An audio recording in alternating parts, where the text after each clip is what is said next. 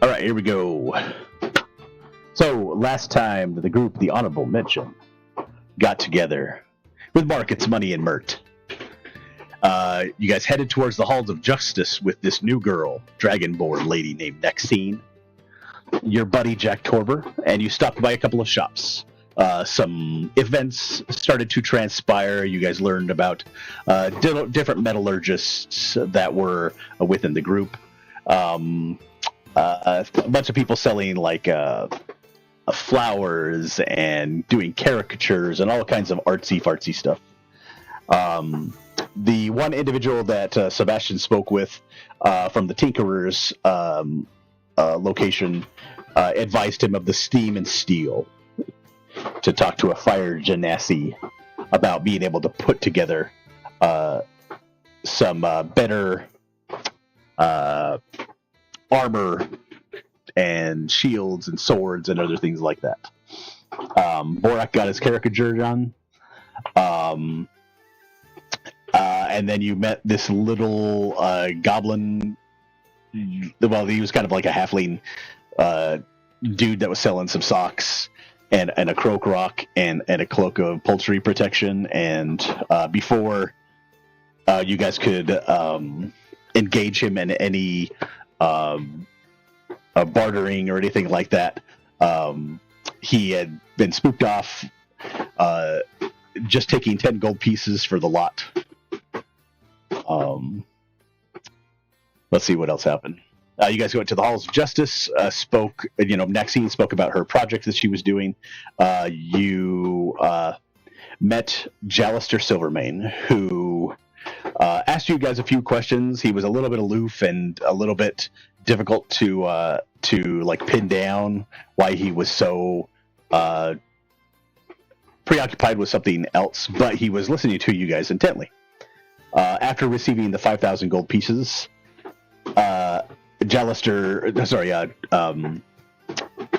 Torber had advised Jallister that there was about 2,000 gold pieces that he had to go deliver to 3 different families that had soldiers that perished in Phelan.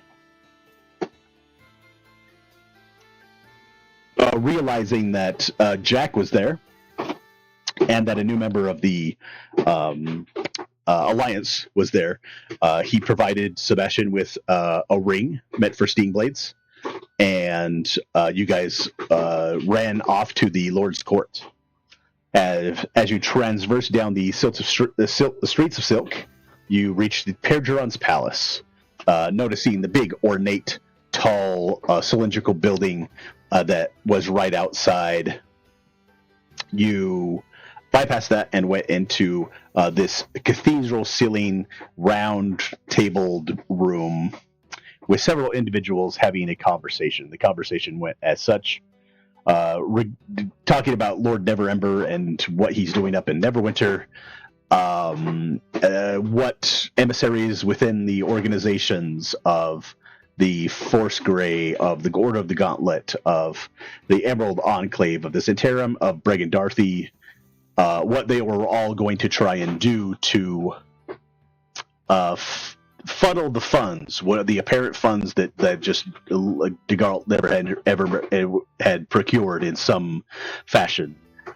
And finally they decided on using their emissaries and their trusted advisors to maybe send a message, which kind of fell onto Jack Torber's shoulders. Then the Enclave began to talk about these individuals from the north that were exhibiting different behaviors, that there was a forest to the north, just on the other side of the Sword Mountains, that individuals were going into and then coming out changed. The Zentarum chimed in that they had lost late shipments of timber from a garrison just straight to the north a couple of weeks back. The Lord Alliance advised the same, that they had sent a couple of platoons up, or a platoon up, to reestablish contact with the garrison. And what else? Yeah, a bunch of other stuff happened where Sebastian chimed in. saying that in regards to the cultists, that the Honorable Wenshin would be available for taking on that effort and finding out more information regarding the cultists. Charmed as it was, the council decided that they were actually going to do a little bit more investigation, and that Laurel Silverhand still needed to speak with Melagosk Starseer in regards to the cultists and about some information that they had about an orc band that had left Tribor Trail weeks before. This gets Borak a little bit inquisitive. He does ask Lady Silverhand about what had happened, but to which she's like, "Well, I haven't spoke with Melagost yet, so I'll get more information about it." You guys then met Mert. Mert advised that you guys were invited to his home, that your spunk and vigor towards helping with the cultists had inspired him, and that if you'd like to, you could go by his house to do a tour. Exhausted from the day's events, you guys returned back to the Tarm Villa, which happens to be just right here, north of the Sword Maiden statue, a tall 45-foot tall depiction of an Ancient Alliance member, but this one is a woman. There's also a picture of a man. I cannot remember where it's at, though. Sorry, not a picture, a statue of a man as well, somewhere in Waterdeep. You guys went to sleep. You guys took your long rest. And that when you guys wake up the next morning, you find that you have a whole bunch of downtime. You were advised by Jallister Silvermane that there might be some work for you in regards to what the Zentarum were asking about. That there might be some work up to towards the north to help out that group, and including quite possibly helping out the garrison that was to the north. But with the prospect of Borak wondering about these monk dudes, with Sebastian getting the metal itch, and Winter hopefully inquiring amongst herself about why does everybody seem to kind of like double take when they see me. That is where we start out the next day. As you guys wake, Jack Torver is just outside having his breakfast, and he is in a little bit of a rush. So if you guys had anything to do today, just have at it. Make sure that you're a little bit cautious. Just make sure you indicate who you are. Keep your papers on you. You have those papers. It will get you past Alliance members. I'm not going to say that every single one of them is going to be non-prejudice, if you will. And he kind of looks at you, Borak, and kind of looks at you, Sebastian. But there it is. And he holding a muffin or some kind of pastry as he walks out the door. What would you guys like to do? I'm not sure what that's supposed to mean, but okay. Do you have anything you need to do, Borak, while we're in town? Well, I do want to go to the monastery. Supposed to see someone there. Well, let's do your thing first, and I think Winter has some stuff she needs to do too. Oh, Winter, what do you have to do?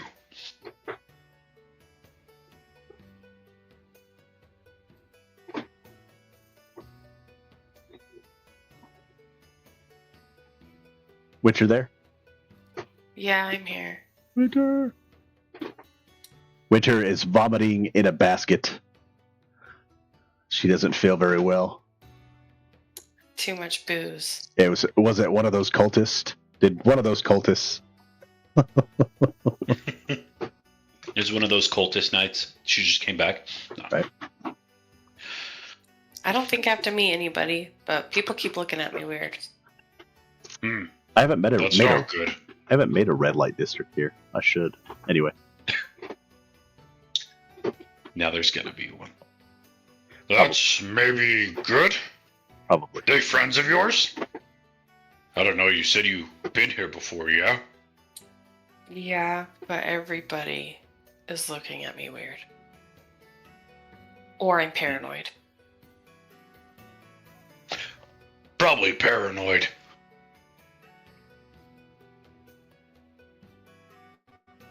All right. And you said Jack went away. Jack left. Yep. Okay. So I know they in that meeting they were saying something about Neverember. That's who we met, right? When we went to go save Sildar? Or no, wait, we talked with Sildar. talked with. Yeah, I think Sildar. And then we had to go, and then the Phandalin stuff. Yep. Go ahead and give me a general intelligence check there, Borak. That's my favorite. General intelligence. Hey! Oh, a 10. 10? Average. Okay.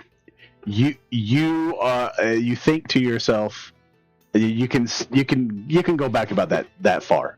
You've never met Dagult Neverember before. You know that Sildar was kind of like hired by him or was an alliance member, and you remember that Jack Torber is also an alliance member hired by Dagult, but he's been kicked out of Waterdeep. He is no longer part. He used to be the Open Lord. Like, he used to have that pretty lady's job. Yeah, I just imagine the whole, like, Gollum and Smeagol, like, Yeah, pretty much. Exes! Yeah, and I'm just like, yeah, we don't know him. Richard, go I'm ahead and roll me a wondering- d20. Now go ahead with what you were going to say. Just waiting for the d20 from Witcher. Yeah. Oh, no. Anyway, I was just going to say, maybe we should offer to help Torver with that. And maybe while we're going to do this other Lord's Alliance stuff, too. Anyway, go ahead. Yep, Jack's already gone. Natural 1. Natural 1. Okay. You look outside and it's overcast, but not only is it overcast, as you like put your hand up against the window outside, it's unseasonably cold outside. But it's not raining. It just happens to be overcast. So you look out, and there's still people like running here and there. You do see a bunch of extra people coming down kind of the Brondar way. You guys are just off of Solmore Street and Wilgond way. You do look outside, and you're in a 2-story building, and there's like this nice little picket fence that's around this villa. But other villas that you've passed by over the last 2 days or day have lots of big gates around them, and some of them actually have large walls that are surrounding them. So these are nice little villas that are, protected against anybody trying to go inside of them. Go ahead, Sebastian. Give me a d20 roll.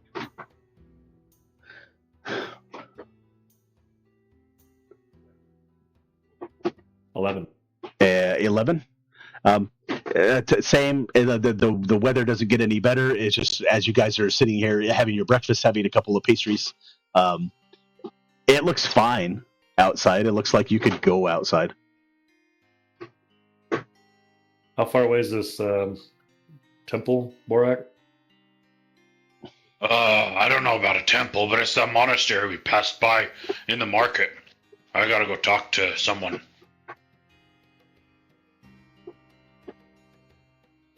Go ahead and give me another intelligence roll there, Borak. All right. Because 1. one? Nat 1? No, Nat 2. A Nat 2. So all of a sudden you're kind of like, so yeah, it was down this road, and then you go down that road, and then you kind of look out and you're like, oh crap. So you can wing it if you want to, or you can do something else. Can I 50-50 or phone a friend? So No, yeah. I'm just So kidding. all of a sudden you hear a knock on the door.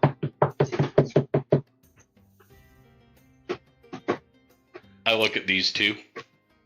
I'll answer it. Okay, so you go up and answer the door, and there is a like little 12, 13, 14-year-old person, and they're like, "Good day, madam.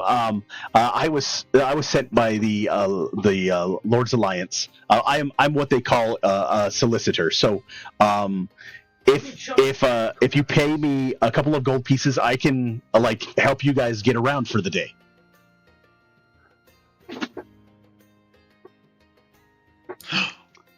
I want one of those. Well, there's just me. Like I can help you, guide you through wherever you want to go for the day. What did you say? Can I insight check him to see if he's telling her the truth or if he's Sure. hustling her? My name's Jimmy, by the way. That's Gymie, like as in Jim E. Jimmy. Man. Natural 1 plus 6. That's natural one. It's a little kid. It's a little kid. You're very but- suspicious. Just from your natural insight, from your passive insight, they're dressed well. It's not like anybody that you saw at the field ward. They're dressed fairly well, but just the happiness on their face, you're just kind of like, no, I don't know, can't tell.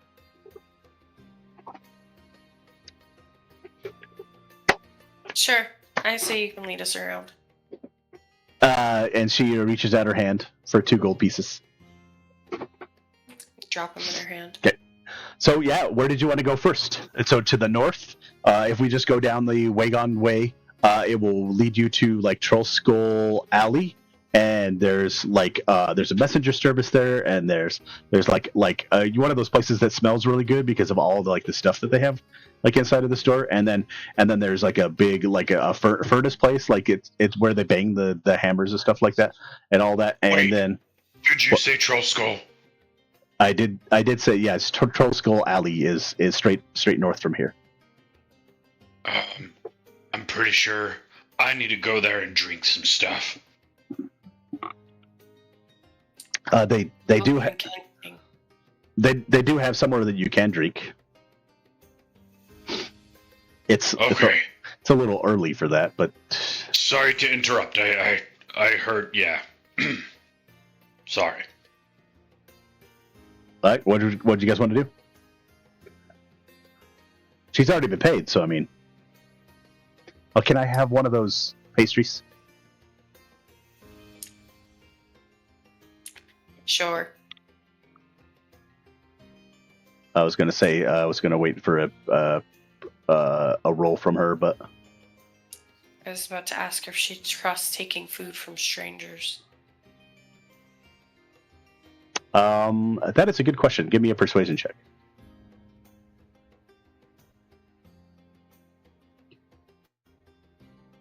12.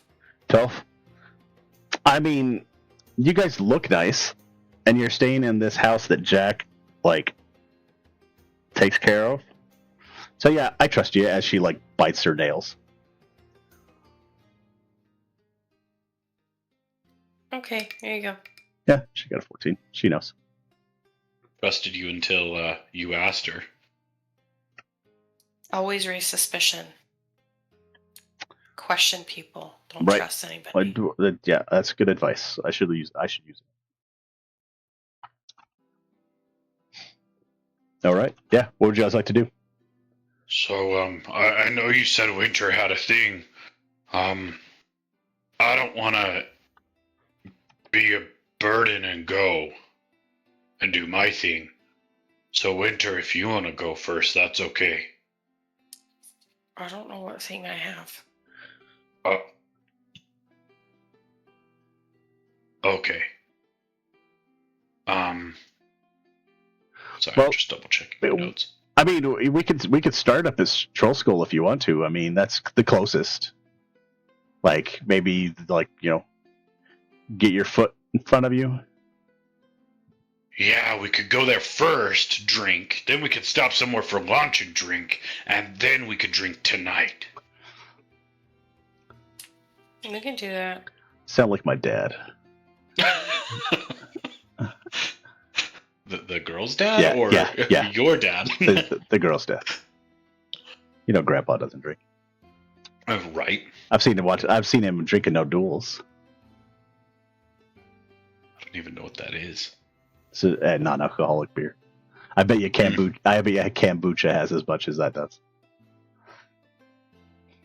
All right, so she hops out onto the Waygond Way and Solmore Street, and she starts taking you up that direction. Like she starts pointing out up to the right, and she's like, "I've been inside of that villa, and like I've been there's this really nice manor up at the top, like and then there's so the manor up here is like the Yellow Crest Manor, and then there's that one's the Radiant Heart." It's actually like where you see like nice paladins and clerics go in there. It's really cool.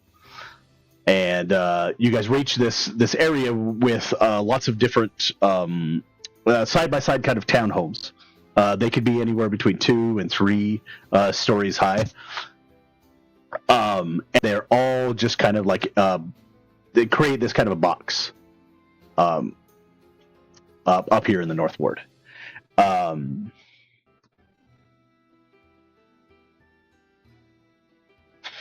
I've already said that. One second. So, as you walk this way, so you see the Grand Manor. There's a couple of guards that are outside at the front gate.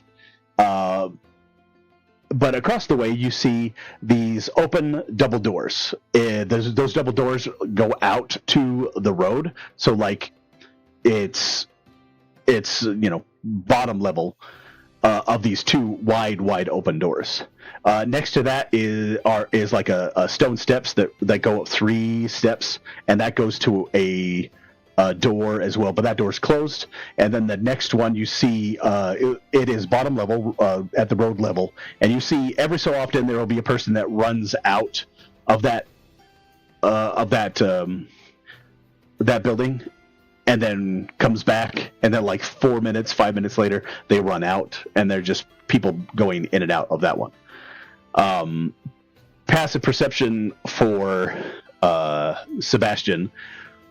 At first, you take a look at those open doors, because it looks like a smithy. You can see metals, and you can see wood. You can hear the sound of tink, tink, tink, tink happening inside of that building. However, the building next door to it has a swinging sign with a couple of not necessarily floral arrangements, but like a pot with different weeds and flora coming out of this pot, or the sign that has the pot on it. And you notice it because it says Corellin's Crown on it. As you head in that direction, the little girl is going to like take you in this direction and like maybe pass between some of these buildings. The swinging sign outside of the double doors says "The Steam and Steel." And once again, you hear tink, tink, tink, tink, tink, tink, tink, tink, tink, tink, tink, tink, tink.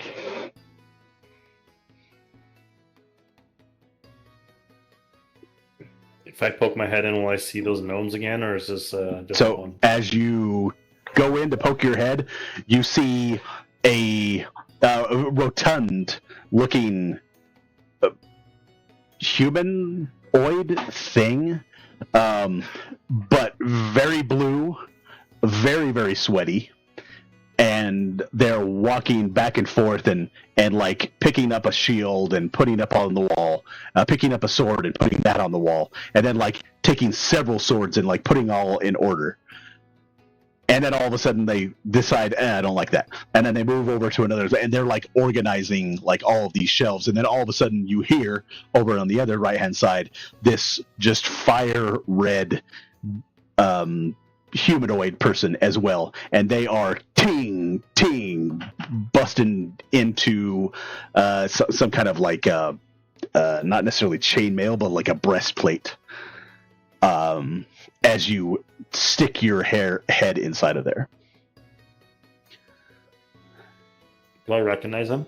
So you've never seen these people in your life. However, with your passive perception, you notice that all of these swords and all of these items are, let's say, like medium armor-wise. So there's a bunch of breastplates, but they only fit in certain locations. There's lots of chainmail. There's a bunch of shields. There's a bunch of swords. But with your passive perception and your direction when it comes to smithing and stuff like that, you recognize that these are very, very well made. These are not crap.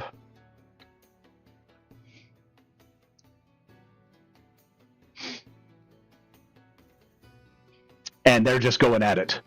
All of a sudden, the rotund looking, you think it's a dude, you're not sure, but it's like he's holding a lot of water weight, which is kind of funny because he's a water genasi. Hi, I'm Avi. It's nice to meet you. Come on in. Are you looking for something in particular?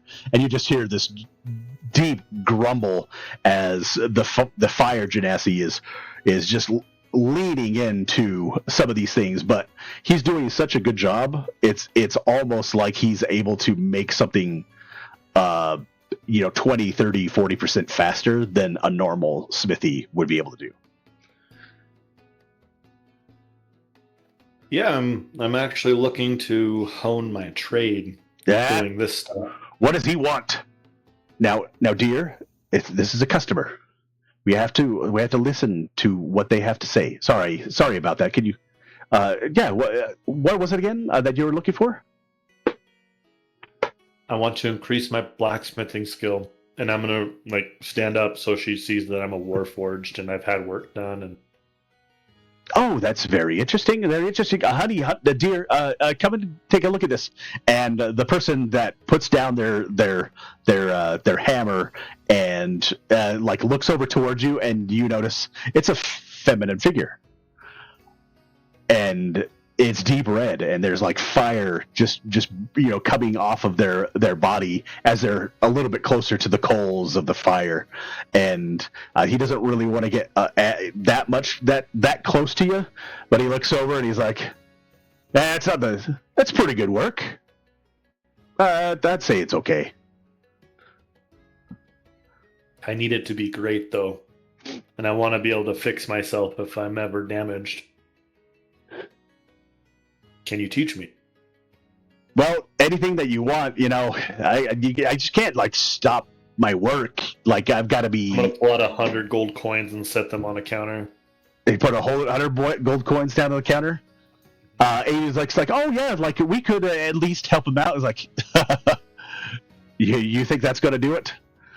Oh, what are you looking to do? His name is Embrick, by the way. I'm sorry, I'll put 500 gold coins on the counter. That's a little bit better. Now, what are you looking to do exactly? As you can tell, the majority of the time that I work with is medium armor, but the reason why I work with the medium armor is it's quicker to make. I can sell these to the Lord's Alliance, and I can sell them to the Order of the Gauntlet for a pretty good penny, because they're not going to get anything better anywhere else. Sorry, Borak, I didn't mean to interrupt your stuff. You can go on if you want. I might be here a minute. No, it's okay. I like the smell of this place. Oh, wait. So wait. Yeah, you can't leave anything here. You have to be here. You are the armor. And he goes up. He goes up and he starts looking at you. And as he gets a little bit closer, his wife starts to get away. His wife starts to move. Her husband starts to move away because she starts to evaporate just a little bit too much. So he walks up to you and starts looking at you, and he's like, "Where are you from?"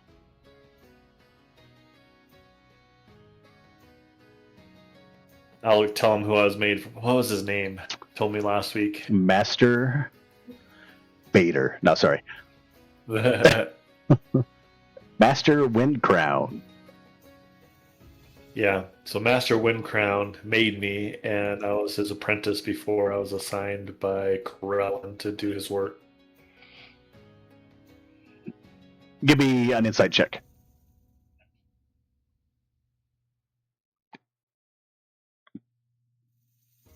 21?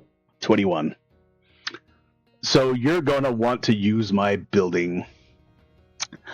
He recognizes the name. You can tell with the 21 that like for just the slightest second he was kind of like oh, that's Master Windcrown's work. So you're going to want to use my entire building to do something. What are you looking for? What are you looking for? And you see her walk back over and start to work with another breastplate, and it's amazing. Like the chick is just freaking ripped. She is just laying into this metal, and it is melding against the anvil, like butter to a saucepan. I want you to teach me, and I want you to improve me. Yeah, that's what I'm saying. What are you looking for? What do you want to improve about yourself? Number one, the most important thing is that it costs time. The money, I mean, if you have the time, you're going to have the money. So, what are you looking for? Are you looking for just like a little magical augmentation? Augmentations of the magical sort that add a little bonus, a slight bonus. We're talking, so whatever 5,000 divided by 50 is, right? It's going to cost you 5,000 gold and 8 hours a day with 50 gold pieces, right? So that's 100 days if I'm going to add a +1 to you, to your aesthetics. Now, if you're throwing a little bit extra coin, we can spend an extra 2 or 4 hours a day. Maybe there's something that you want in a rush. And so at this point, he like starts looking around at you, and it's like, yeah, your chainmail, but chainmail clinks, right? Chainmail clinks. So what we could do is we could put like these, and he goes over and he pulls out this nice like a swath of mithril sheet that has already been cut out, and like you can put this like under that mithril sheet, and you notice how it bends. I bet we can get rid of the sound whenever you move. But that's like 500 plus 10%, so 550 gold pieces. And if I was working on it with you, mind you, for 3 days, I bet we could get rid of that disadvantage on your chainmail. But if you want something better, you're going to have to be here for a while. I mean, you can't leave yourself here. Because like if you left your, plate mail with me, I could work on it for 100 days. But you got to be here, right? Okay. What if we did a partnership where you teach me while I'm here, and I'll kind of show my badge because I do have to work. Oh, that's a good But I one. bring you back materials and things and stuff to help your trade as well. Okay, sounds good.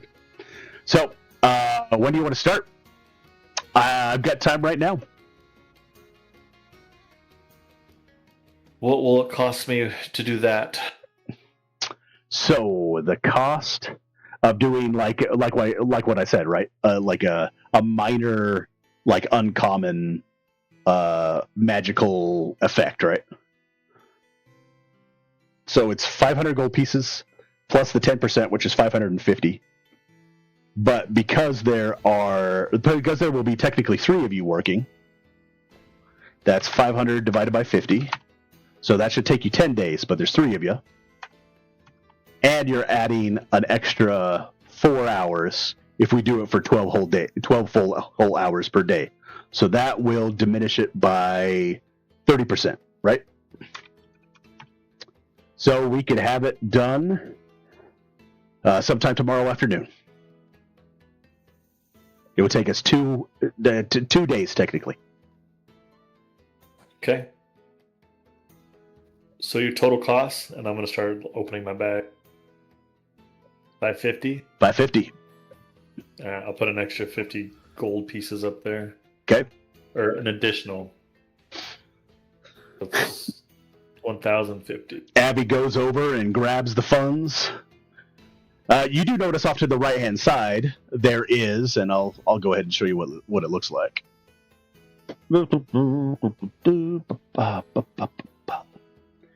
Here's what the Steam and Seal looks like.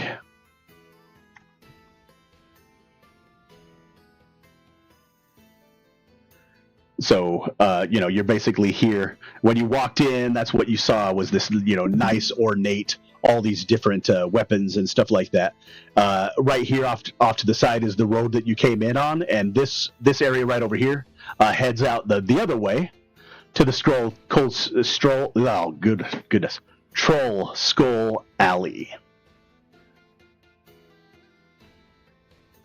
All right, so if you want to get started, let's go.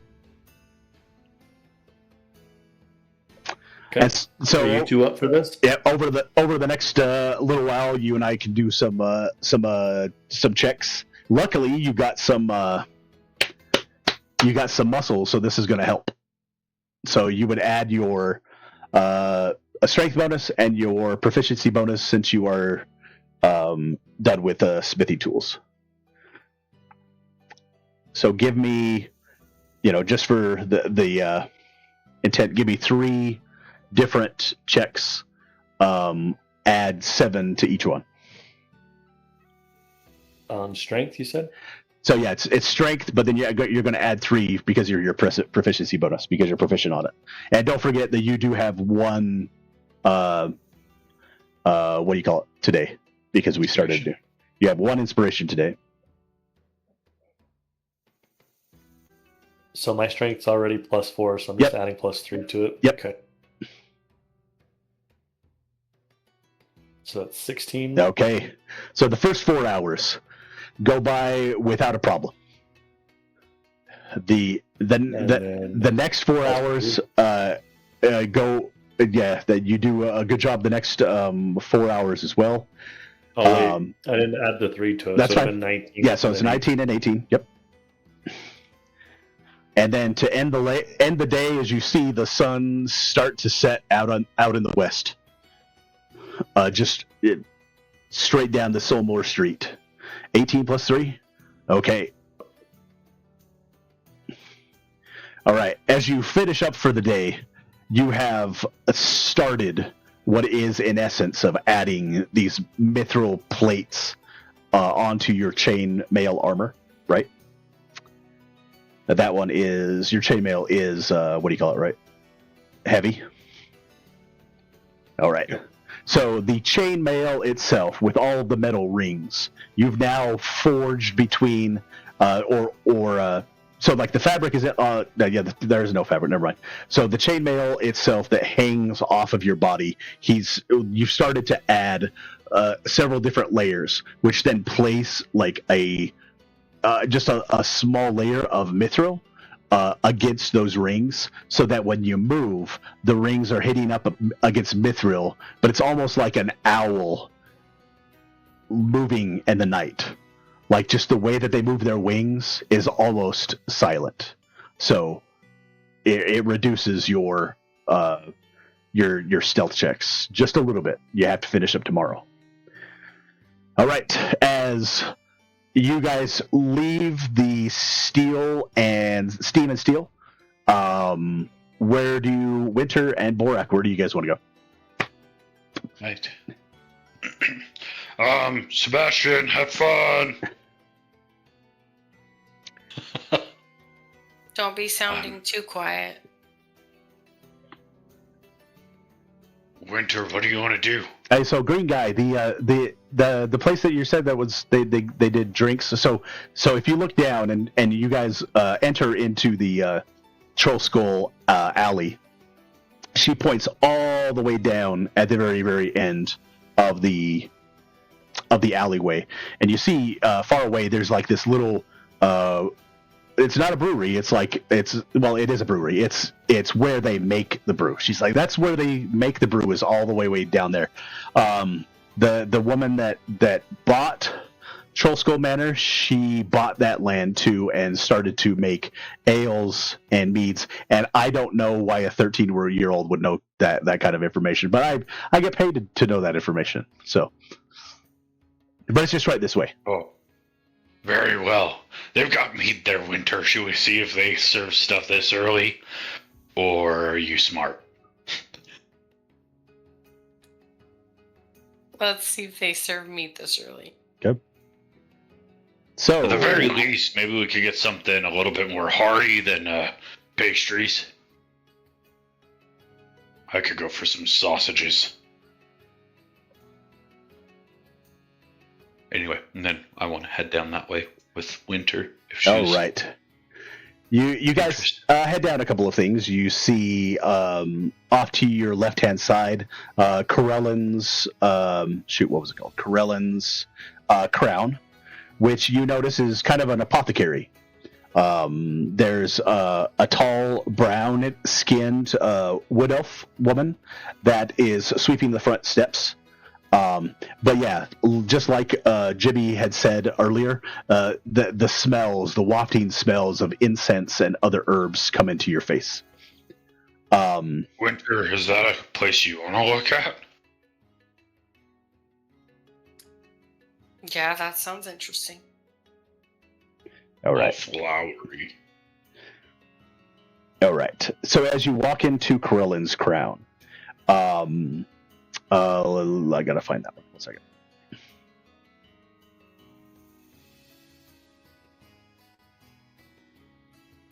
All right. As you walk into Corellan's Crown, on your left-hand side, you see lots of different incense. You see lots of different, like, little sticks and little vessels for all of this different incense.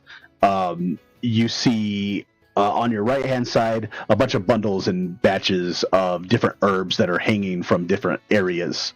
And as you start to walk up the steps, you know, the wood elf like stops sweeping and good morning to you. Is there anything in particular that you might be looking for? I can procure some types of herbal medicines, remedies, and other things like that, including any potions. But just if you need any help, just let me know. And she lets you guys enter into the building. So basically, inside of here, you can buy an apothecary kit if you don't already have an apothecary kit, and if you persuade me, she might be able to put together a poisoner's kit. It just all depends on how nefarious you want to be. And I know you're hearing me, okay, right, Holly? She can hear you. Yeah. Okay. So ultimately, that's what you can get. So like the other things that you could get in here is you can get like incense and stuff like that. Like if you've ever watched Mighty Nine, whenever Caleb has to go in and get some herbs and stuff like that to do his ritual spells and stuff like that. Like this is the place that you would get those. So any scribing notes or anything, any materials like that, this is where you would get them. In fact, I might, but I've got pearls, so you can use these, and these are good for, using the divining forces and for elements of the arcane to be able to identify different things, or, I've got other little knickknacks like that if you'd like.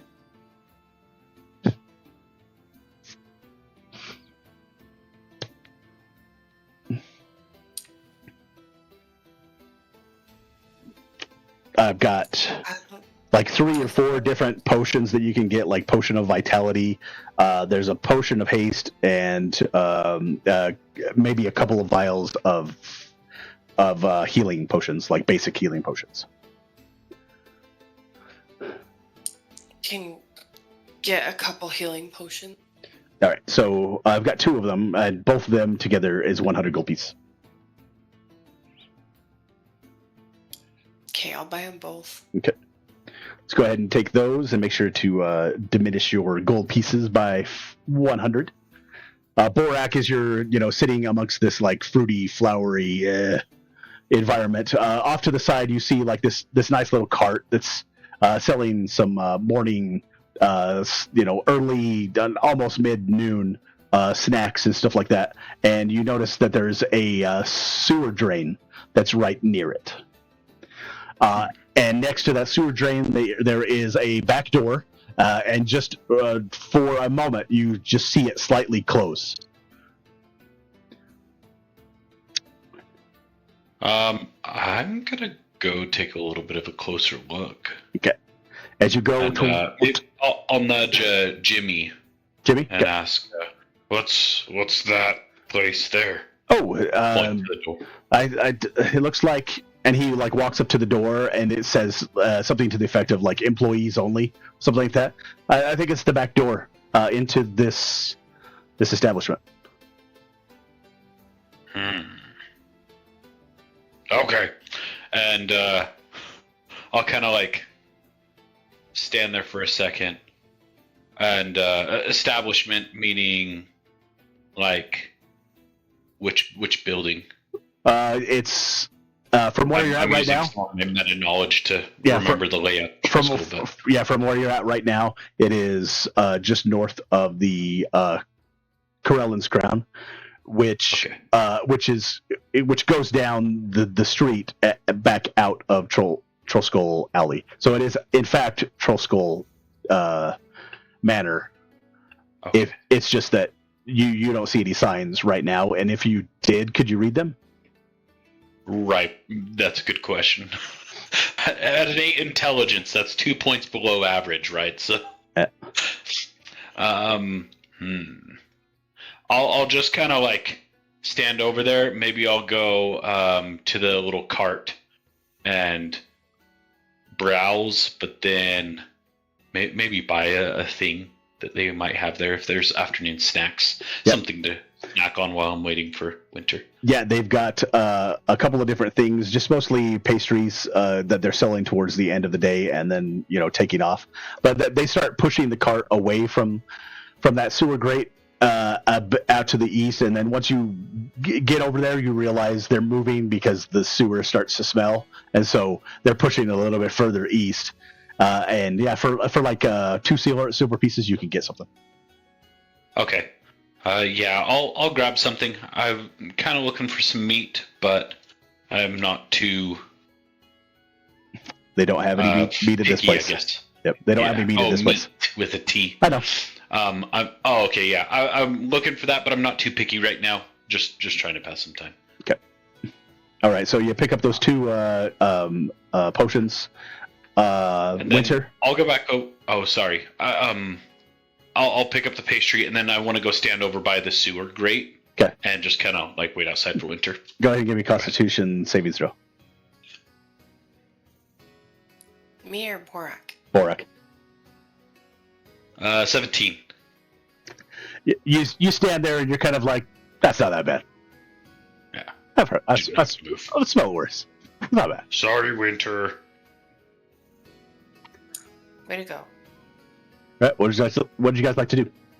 Jimmy by now is down towards the end of the looking at the Troll Skull Manor, and there's a swinging thing on the outside. You see all these different little Easter eggs, which I won't describe too much, that are etched into the sign.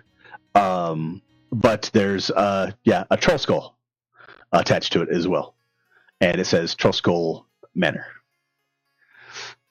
And there are 2 different sets of steps, one from the north side and one from the it's pointed towards the west side, that can go up to the front doorstep. Do we go in? Did you need to do any more flower shopping? I think I'm good. We can go in. All right. As you guys head in that direction, you see a little balcony that comes just off to the towards the west, And it's a nice little addition that you can actually look inside to the Troll Skull Manor as you enter into the location. Yeah, off to your left, you see this nice little bar area. Off to your right, you see a nice little bar area. And there's a half-elven woman that's standing behind the bar. She's got blonde hair. It looks like she's got blue eyes. She's wearing like a silver. It's like a silver white kind of dress that has an apron over it, and she looks over at you guys, and it says, "Yeah, welcome to Troll Skull Manor. You here to try our new ales, to try our new meats?" Yes, absolutely. All right. So this little halfling comes over and helps you guys over to a table. Do you want to sit out here? Do you want to look outside onto the balcony, or what would you like to do? I'm not picky, Winter. What do you want?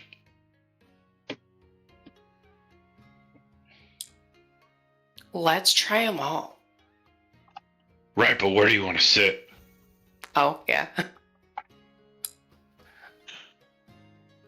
Is this the same troll skull that we previously knew? Tabletop on top? Yeah. What was I get? Sorry, let me get above the tabletop. Yes, it is. Ooh. Is there that bougie corner still that I think Fell had installed at some point? Now, do you guys look in that direction? Sure. Yeah, there's this. It's still there. It has a little bit more functionality to it than you had it before. Let's go send that bougie area over there. Wait, is it nighttime, or is this while Sebastian's working? This is right after you guys left Sebastian. Okay. Oh yeah. Right. I just want to make Yeah, sure. I had to tell him he wasn't here. You gotta have to stay there. Nice. Yeah. Where do you want to sit? I'm not picky. So Ladies' choice, right? Let's go sit towards the back. all right, so you guys go sit towards the back, just on the left-hand side. You see a little staircase that winds up to the second level. However, it is roped off, so you can't go up in that area if you wanted to. Yeah, my name is Severine Anve. It's a pleasure to meet you both. I'm the niece of the proprietor here, and so here's what we've got.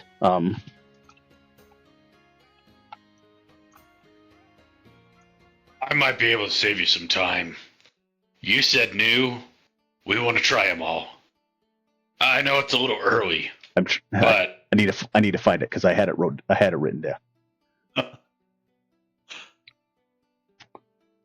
All right, so the Bumble Brew is the ale that we have. Yes, it's Fell Deep Stout is the newest one that we have. And then I think, I'm trying to remember that. It's hard to like find stuff on here. It's one of those themed menus, huh?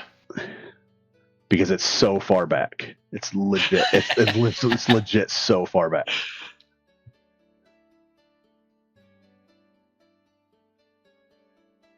Yeah, I'm still trying to figure out a really good way to organize some notes from like even a player perspective. Yeah. Trello's really nice, but it's so far back. One note.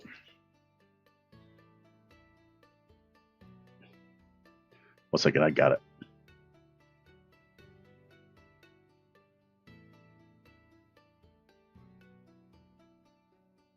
Because she was getting into doing wines. That's why she asked you guys.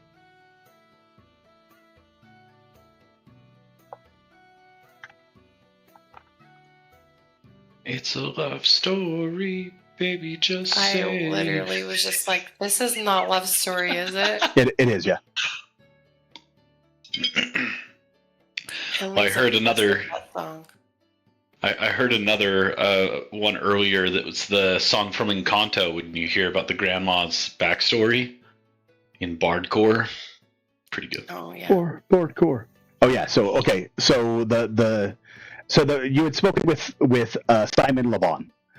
He was the one that was asking about whether you guys could use Fandolin Fandolin as a location to make brand new grapes in an attempt for Phaedrus Anve to get into the wine business. So the other items that we have is we've got the Troll Skull Brew. We have Bear Brandy, we have Fell Whiskey, and we have Cobblestone Vodka.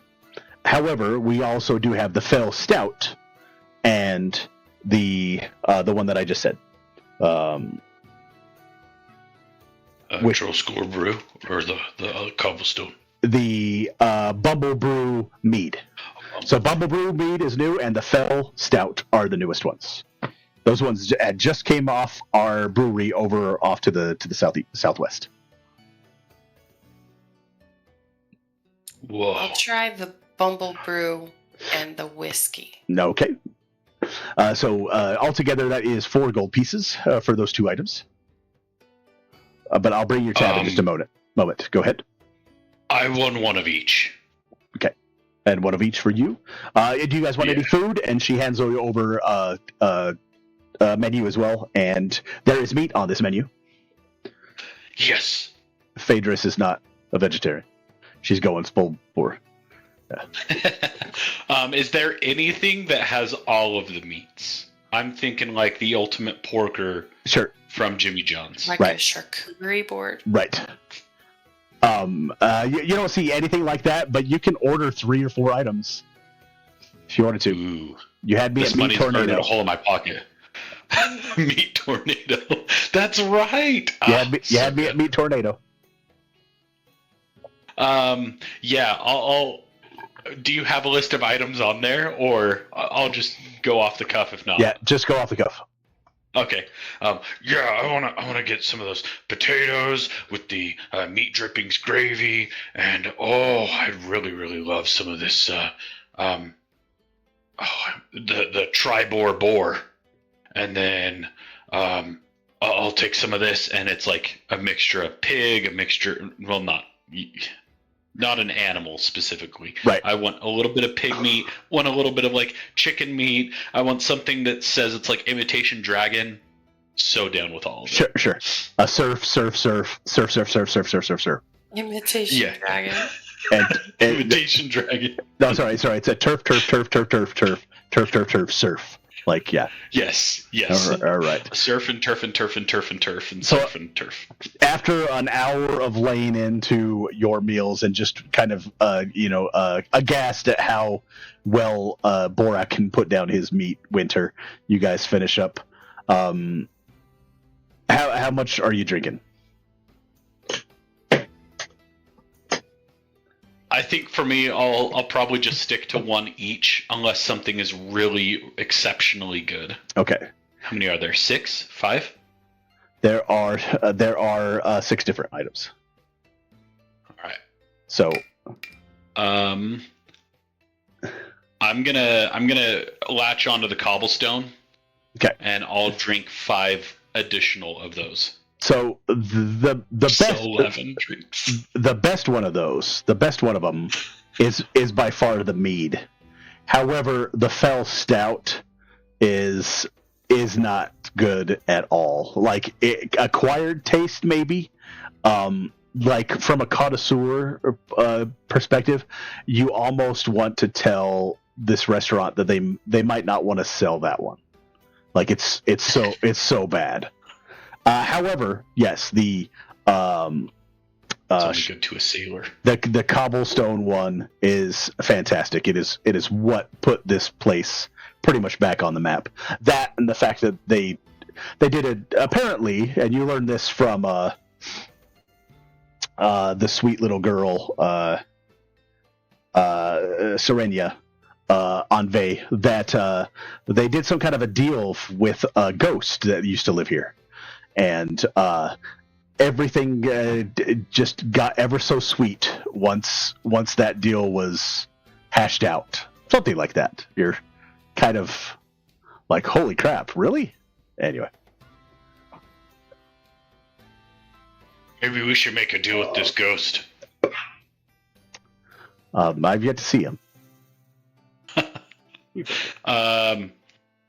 But yeah, so I'll have a total of 11 drinks. I'll eat all that food. Okay.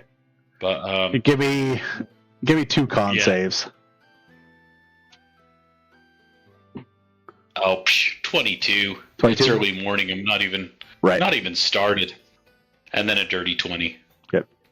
Yeah, you're fine. You hold it all down. No problem. Your bill comes to 65 gold pieces at the end of the day there, Borak. How much did you drink, Winter? I think just kind of casually drinking. I'm not drinking to get intoxicated, like smashed. Gotcha. Yeah. So, and your bill comes to 4 unless you're going to actually eat something. 4 gold pieces. Yeah, I want some potatoes and some beef, some meat. All right. So whatever the most edible thing is that you saw Borak eat, you get a small plate of the meat, you get a small plate of the potatoes, and you don't need a con save. It's just enough to fill you up.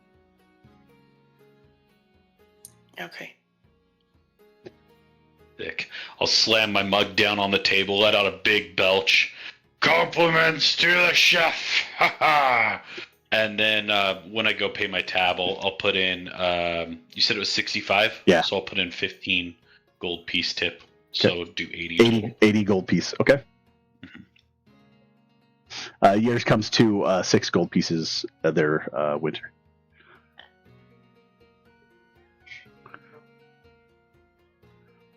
And oh yeah, Jimmy's still here. Oh yeah.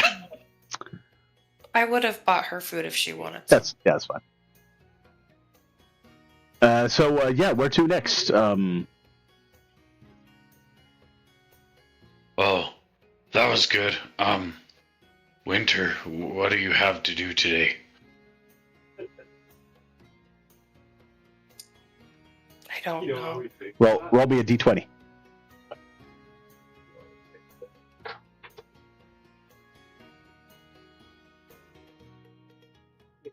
It's a natural 20. Natural 20? Okay. As you start to walk outside after finishing up your meal, you look off to your left and you look off to your right. Off to your right-hand side, you notice a cloaked figure that is walking down the sodden street. Was that white hair? And then all of a sudden it just turns off to the right, heading up Windborne Way. So if you guys want to head to the west, we're going to be able to make it to the high road. Is there anything on the high road in particular that you want to go to? Do you need to go see the Lord's Alliance? I know Borak said that he wanted to go some kind of monastery. And you do notice that it kind of clears up outside. It doesn't get as cool. You just slightly get a little bit warmer outside. I know I saw something in my dream or not dream or whatever that I remembered. I want to see if I can see it on the high road. All right. So as you start to go down the Southern Street and get to Windborne Way, you turn right and look down the street. Go ahead and give me a perception check. Sure.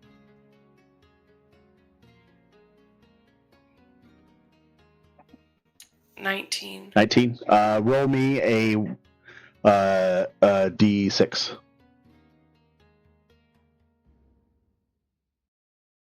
5. 5. All right. So you see this woman walking towards you, as she does not have white hair whatsoever. But she's looking around, and it looks like there's 2 Alliance members or guard members that are walking right behind her. But her nose is stuck in a book, and she's like going like this, like that doesn't make any sense. that's not even close. And like she's scratching out things, and then all of a sudden the two guards come up to her and they're like, "Hey, what are you doing? You're acting suspicious. You're walking down this street like looking into a book. What are you looking for exactly?" And they start giving her a hard time.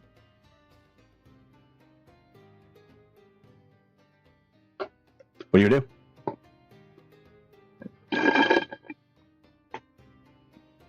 That's why women shouldn't read. No, just kidding. Say that out loud. I smack Borak on the back of the head. If I can reach. You have to jump. Give me an athletics check if you can jump and slap him on the back of the head, because you're like 4 or something nothing. 5. Yeah, you miss. You slap him on the you slap him like on the small of his back where he's like, "Ow!" Like that area, right? The small of the back. Sorry, it was a joke, Winter. And you see that she's drank more. Give me a perception roll as she's holding up the book, and she's like shaking it like this and like being agitated, and at some point like you start seeing that she's being a little bit rough with these two individuals, and it's really getting to a point where there might be an altercation. We should help her. Yeah. I'll try to sweet talk him. All right. So as you walk up the Windborne Way, what do you say when you get up towards them? Hey, there you are. We've been looking for you. Give me your perception checks. What did you guys get? Oh, both of us. Okay. Yeah. So Winter got a 10. You don't notice anything, Winter. And 17. Borak, the only thing that you notice is that the book that she's holding is really nice and really ornate. And you're like, "Hey, I used that letter in my name. There's a V on it." And like that's all you see. You can get VO line O. VO line O. Like you know that's what is on that book, but you can't really tell more than that. She's shaking it too much. Is she with? And they kind of like look at you guys. Yeah. Wait a minute. You're with her? Like she wasn't walking with anybody else from before. Who are you guys? Go ahead and give me persuasion.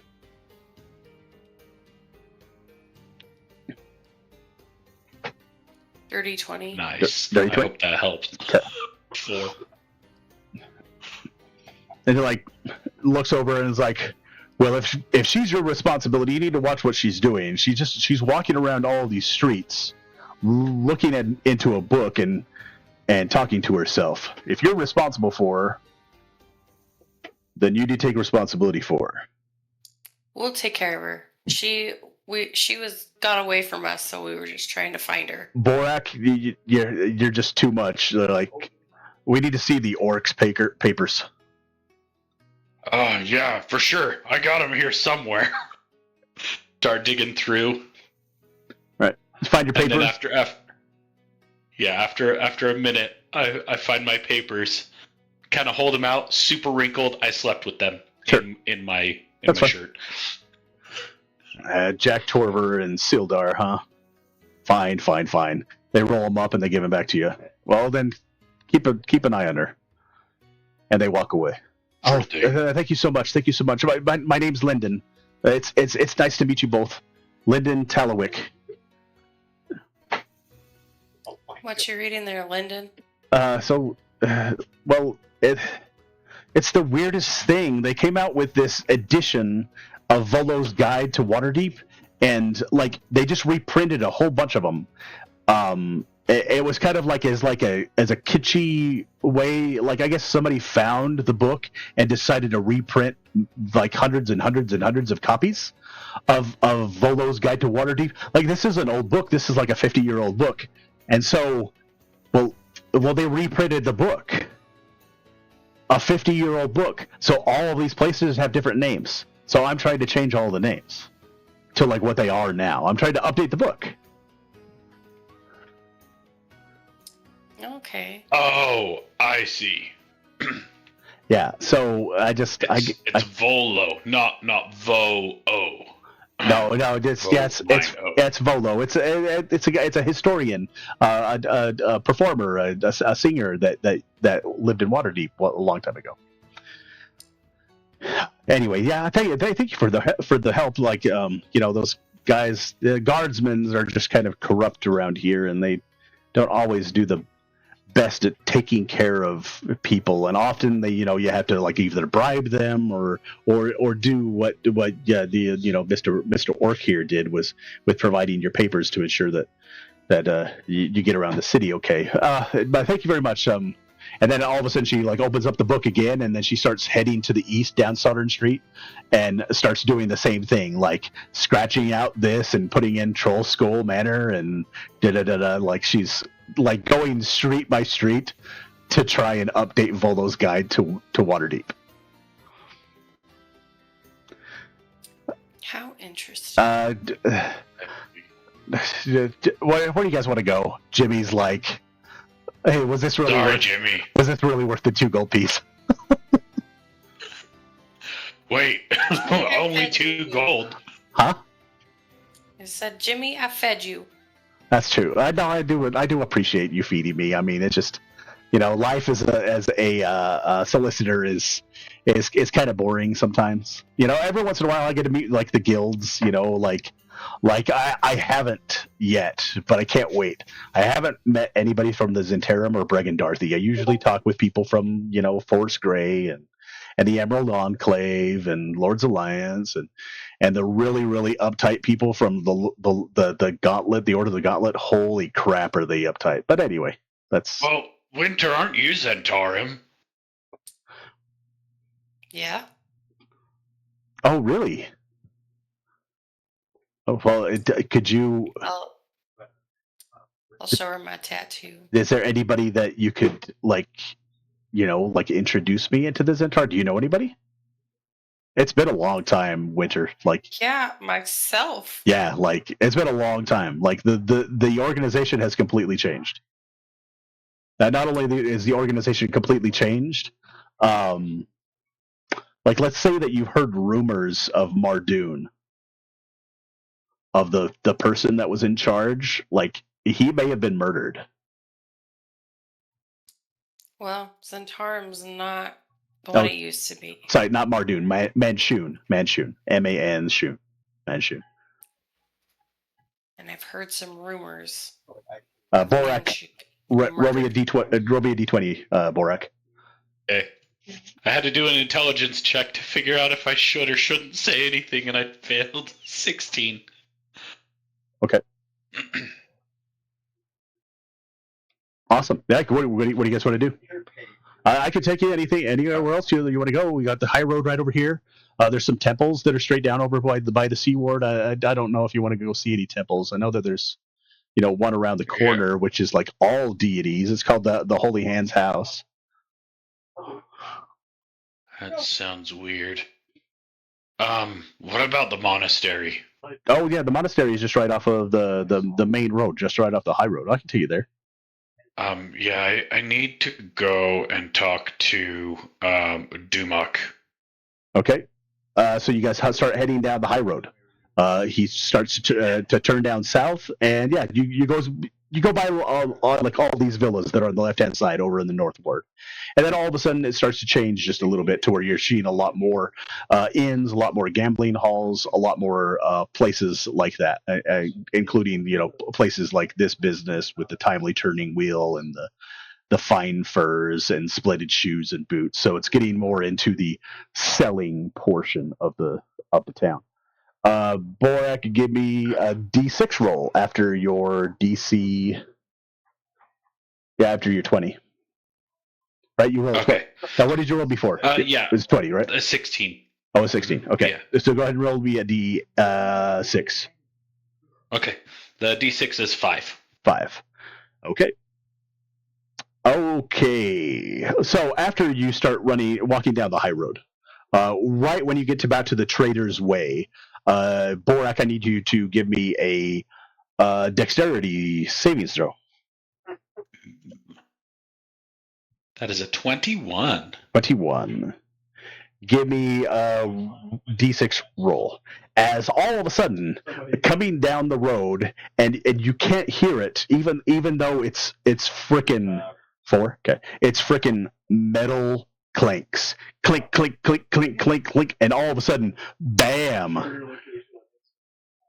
Somebody gets ran into by a Nimblewright, a messenger, like running around the city. You just barely escape it, but then all of a sudden somebody else gets laid out. It throws the person onto the ground, and you see the Nimblewright like stumble and fall onto the ground. After a few seconds, the Nimblewright like straightens itself up and like gets up and looks over towards you, Borak, and Winter, and Jimmy, and goes, I apology to you, citizen, because I urgent message to be delivered. And you see like it all of a sudden to like freak out and like glitch off to the side. You said 4? That's what you rolled? Yeah, 4. Okay. What? Yeah, and it kind of like glitches out, and it says, I am delivering message to Jareth Falcon. And then all of a sudden it just like goes dead. And then all of a sudden comes back to life, looks over at you, and then just goes, got to deliver a message. Sorry, and then takes off. I'll look for the person that he ran into, that the thing ran into. Yeah, just make sure they're okay. Yeah, there's a lady on the ground. She took a couple of points of damage. You help her up. Often? Some Jareth Falcon runs his people into people? The message was for Jareth Falcon. Oh, yeah, but like... Oh. He didn't say who it was from. Damn it. Oh, that's just weird. The Borak, we're right over here, just off to the south. And so he points off to the south east, just past the market. As you guys start heading that direction after this weird altercation with a Nimblewright, it's this nice little area. It is.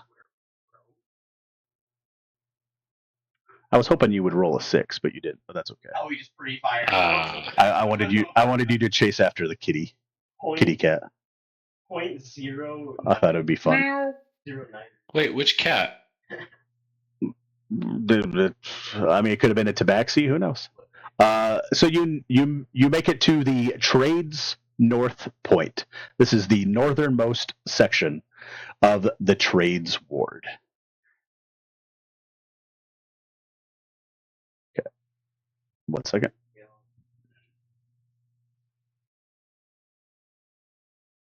All right. Tucked away and almost hidden down this area, there are these large triangular blocks of buildings made up of warehouses, of storage rooms, of little residences, little small shops. The row that you see, so it's just right down here. So the road that you see right here that's along the high road is touching the high road. So like you can walk right into those buildings. However, on the back of them, as you start to walk down this area right here, you actually descend about 10 feet. So that the back of those residences and all those things also have a back way. So their first level isn't their first level because they actually have a level below it, right? It's more of a basement first level than second level, and then some of them have third levels, so a 4-story building. It's actually kind of cool as you're walking down in that direction. Off to the left-hand side, you see a little shelter for. Oh no, it's not shelter. It's it's kind of a shelter with different stables and different horses that you hear whinnying off to the left-hand side. And then there's kind of an ostentatious building that's right here that looks like an inn, but is a 4-story inn with the basement level being one of those locations. But the entrance is the first level from the street. It's actually kind of cool. All right. So yeah, this looks like the place as Jimmy starts walking down in that direction.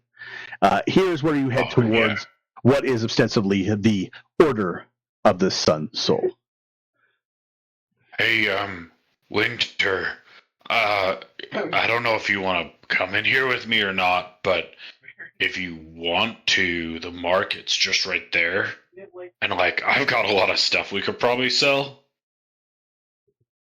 Really, just this dagger. Pull out the dagger of venom, like, right in the middle of the street. If you want to Okay, sell buddy. this.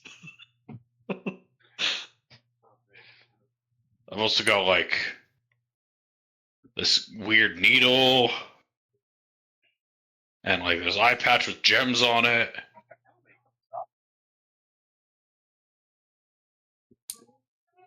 Wow, you got some great stuff there. But yeah, do you want to, like, try and take it and sell it while I'm in here? Hopefully Why it doesn't not? take me 2 days like Sebastian. Well, we never know, do we? It's true. Anyway, if you want, you can take these. I'll take them. Okay. It's a dagger of venom. And then I'm not getting rid of my rock of croaking. Sorry, croakstone. Curious looking needle. I think this is from like Phandalin area. Yep. And then I've got 2 spare daggers. I'm gonna get rid of them once you tell me you've added them. What is the needle called? It's just a custom item. I think it's just one of those random loot items, but it was curious looking needle.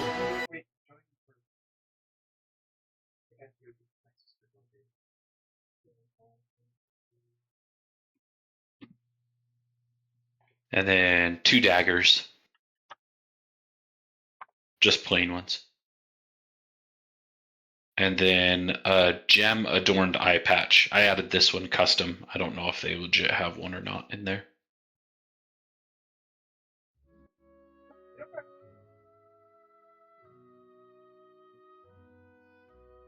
And I think that's it.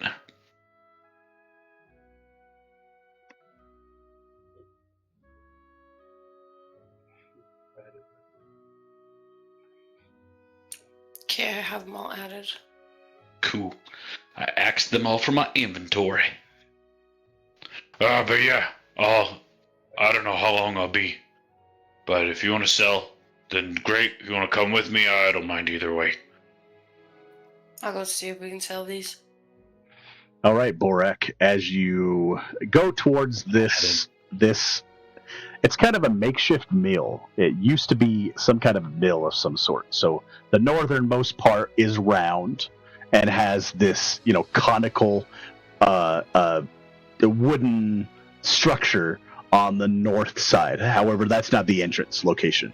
That's just like this big cylindrical tower on the north side. The entrance is on the south side. As you walk up towards it, you notice that there's lots of wood panelings all around the outside of it, but is well taken care of. Lots of vegetation and flowers and stuff like that surround the area. You walk up and there's double doors. They look like they are very very old, but taken care of. Some type of dark brown wood as you push up against them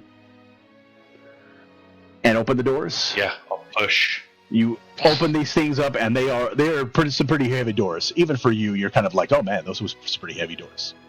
As you walk into the room,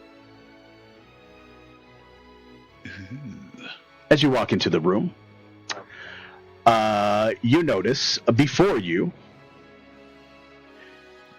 a large wooden room that goes all the way up into the ceiling. 4 stories. There's wood paneling on your left-hand side, right-hand side, except for the floor, which is this marble floor, this nice marble floor. as you step across that marble floor, it does feel polished, but there is a little bit of bounciness to it. It's kind of interesting. In front of you, you see a trickling fountain of water that nearly blends, the bottom of it nearly blends into the floor, except it's about 3 inches raised off of the floor, so the water is just right there, nearly at the point of being a kind of infinity pool. There are, within the pool of water there, and behind these 3 statues is just a wall with one door on your left-hand side. That's all you see from this perspective. But there are 3 statues that are inside of that water. You gonna get closer? I'll walk a bit closer, kind of stand in front, inspect some of the water feature, and then yeah, Give look me at the statues. Give me a religion check. Religion. -7. 7. You look at these 3 depictions. You're pretty distraught as you just don't recognize anyone, one of them. But the one in the middle, he looks steadfast, with the dawning sun on his breastplate. And he looks like he's looking out towards the future or towards the horizon. The next one on the right, his right, not your right, your left. On his right, there is the depiction of a man without a right hand, with bandages over his eyes. Yet the statue looks like it has resolve to it, like it's still moving in a direction. It's still moving towards something to carry on, and you wonder if that represents some kind of honesty or being true to oneself. And the third statue is a very gaunt, suffering individual, holding what looks like an enormous weight over their shoulder. But as you look at the weight, it's very oddly constructed, like all these different legs and arms of different individuals that it's actually toting, as if to depict that this deity this deity takes on the pains and the sufferings of others. All of a sudden, from above, you hear the gentle closing of a door, and you hear some footsteps. Can we help you? Oh, and where's that coming from? So as you look off to your left-hand side, you notice that there is right here, there's a walkway, a wooden walkway. It actually kind of blends into the panels. You don't realize, oh, it was there before. And it swings around, and then above you, about 10 feet, is a wooden dais. So as you walk back out into the front, you look up and you see a very kind of a tan individual with very, very, very sleek white blonde hair, who looks at you and yes. Is there anyone in particular that you're looking for? Yes, I met with Durnak in I can't remember the name of the place. It wasn't Troll something, was it? Thornhold. Thornhold. There we go. Yeah, I came from Thornhold, where I spoke with Durnak, with the Lord's Alliance, I think. But he recommended I come here and speak with Dumok. He breathes in, then breathes out and says, "Very well." And you see him turn and walk into the second story over here. Should I follow? I'll kind of walk up the stairs. So as you start to head in this direction towards the stairs, you hear the slight click of this door open. Is anybody there, or did it just like open of its own accord? And all of a sudden, this very emaciated, very gaunt-looking face comes out. If you've ever seen a Githyanki before, He's it really kind of like strikes you just how gaunt he is. However, what you see is the scarred face from ear to ear, a very quite disgusting, ugly-looking individual. And it's not necessarily from him being a gith, it's just from the fact that he's had so many lacerations up against his face. And then he's so emaciated, there's like so much, water drainage from his face that he looks pretty sickly. However, as he walks towards you, his arms are just ripped, are strong, and muscles lean. His legs are solid, and he's sturdy as he walks out, kind of in this flowing robe, monk-like. And he looks out at you, and he's like, "So you've been sent to me? I am Yes. Dumak." Okay. And he goes silent as he walks a little bit closer towards you. Yes, I've been sent from Durnak. Did you do that on purpose? Anyway, He back looks under the table. he looks up and looks down. Your whole entire presence. Why? Why do you believe that Durnak has sent you here? Is it for answers? I don't know about answers. Maybe more for myself. To find truth in the past and maybe purpose for the future. The three individuals that you see before you, and he points off to the statues. The center one is the god Lathander. If you know anything about Lathander, he looked at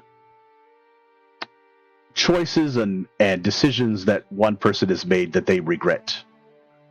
That as long as you're willing to put those off to the side and move forward, you are progressing.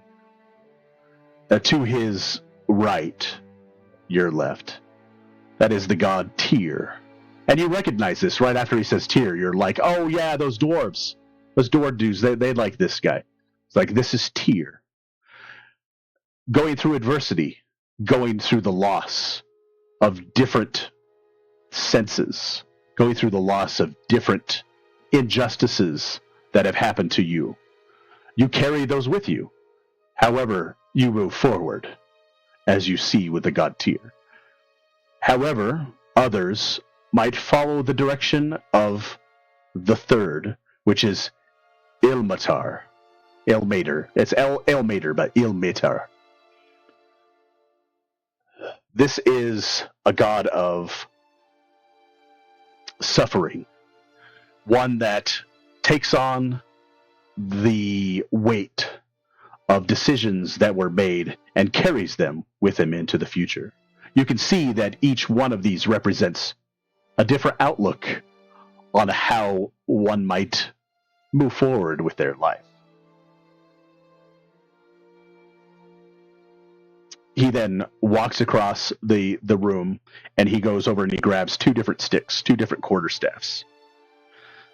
You see, I cannot make decisions for you. You notice that one of these staves, he's not really holding as you would a quarterstaff. He's holding it towards the end, more like a two-handed weapon. He throws you the other quarterstaff. Do you catch it? Yeah, I'll try to catch it. Yeah, just give me a general acrobatics check. Okay. Acrobatics, there we go. Oh, 7. 7. It falls, drops, and you like sheepishly like just reach down and pick it up. Oh. By the time you picked it up, he's already like 5 feet in front of you. And he holds the quarterstaff like you would a greatsword. He looks at you and he breathes in deep. Go ahead. What were you going to say? Oh, I was going to say, if he's holding it that way, do I infer that he wants to spar? And if I do, I'd probably mimic the same hold if I can. Yeah, insight check. Okay. Insight. It's alphabetical, but I always lose it. 7. Okay. No, you don't really know you don't understand what he's getting at right here. So he's holding it in front of you, kind of like very, very Conan the Barbarian-esque, right? Okay. Wielding the I'm sword, just gonna hold it. he takes in one deep breath and releases it. Wielding the sword requires strength to lift metal, the heft, the weight. It is a tool requiring skill, and not just physical skill. Anyone can pick up a hammer and slam it against an anvil. Anybody can, a simpleton can pick up a paintbrush on the side of the road and add color to a surface. Any instrument can be purchased and held by somebody, but that requires the delicate touch. But it requires a delicate touch of a mighty hammer to make the sharpest edge. The eye of color, the detail to create a masterpiece, or the fortitude and practice and ear of a musician to entertain an audience. He breathes in and breathes out once more. For you to wield your weapon like the tools I just described, it requires patience. And once again, he looks you up and down.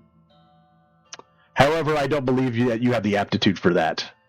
I'll have to teach you the right way. Now rage. And he swings the quarterstaff right into your shoulder. Awesome. So go ahead and roll for initiative. Okay.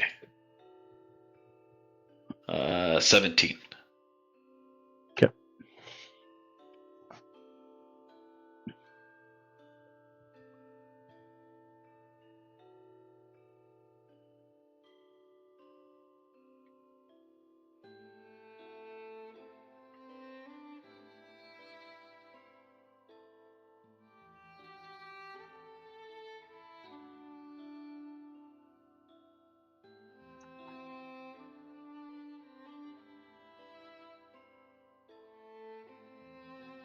All right.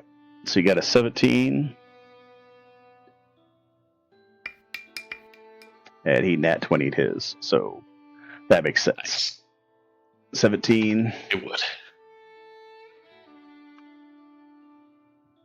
All right. So he goes in for his attack.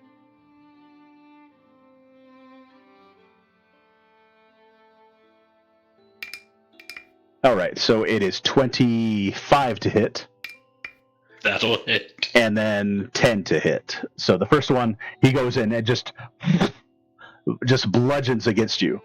Go ahead and give me a Constitution saving throw as you take 7 points of damage.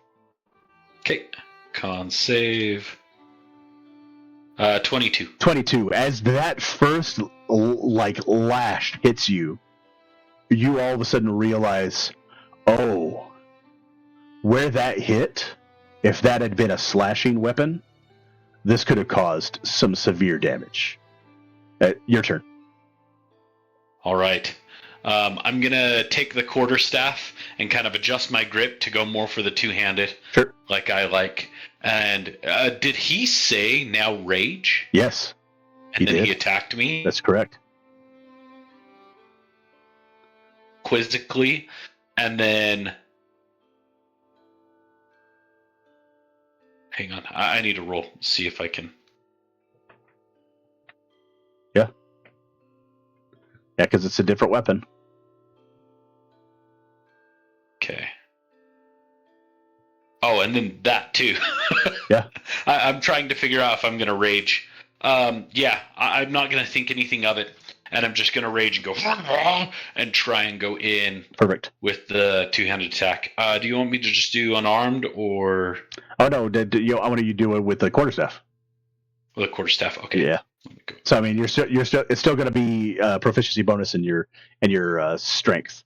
It's just going to be a D10 for your damage. So okay. D10 plus your thing. There we go. Okay. Quarterstaff there, and then I need to roll with disadvantage, huh? Not if you want to reckless. Oh, that's true. Right now, I'm going to play it safe. I'm Okay. Judging based off of where he hit. I'm going to maybe feel him out a little bit, I guess. Okay. So just kind of eyeball him, and yeah, I go in with I've raged, but I'm going in with regular attack. Okay. Looks like a 13. for 13 both. misses. Yeah, both of those. He just like parries them, and like the muscle memory inside of his forearms just peek, just moves it out of the way. Are you finished?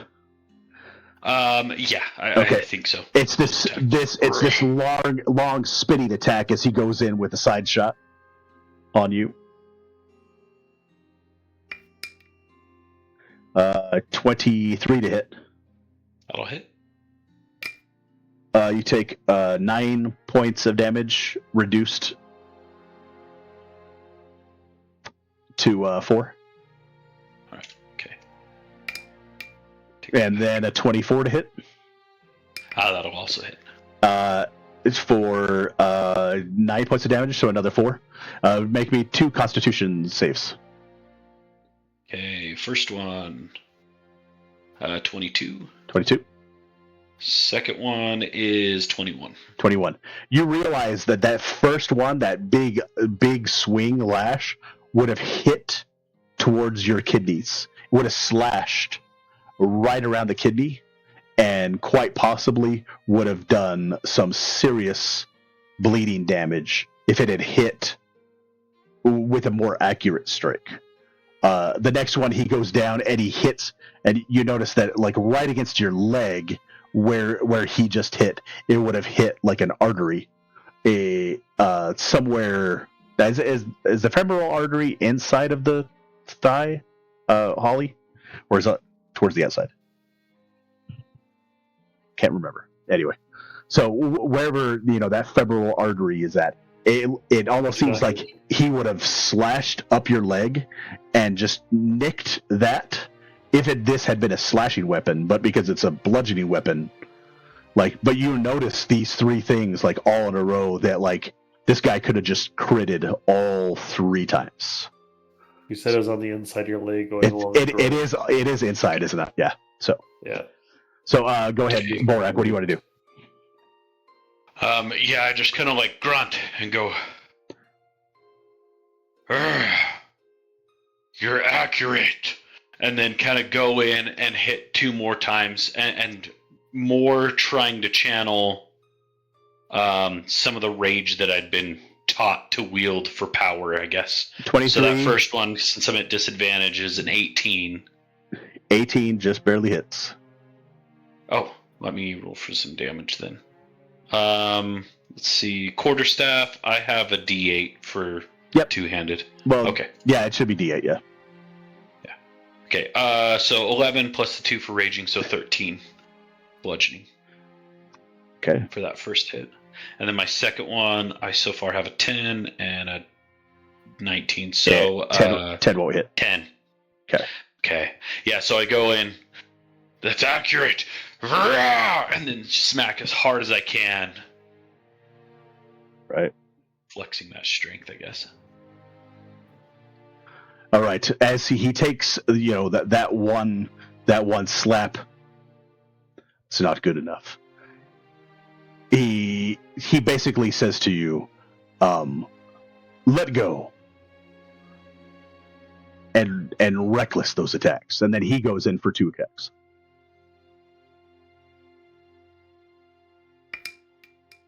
Oh, gosh, dang it.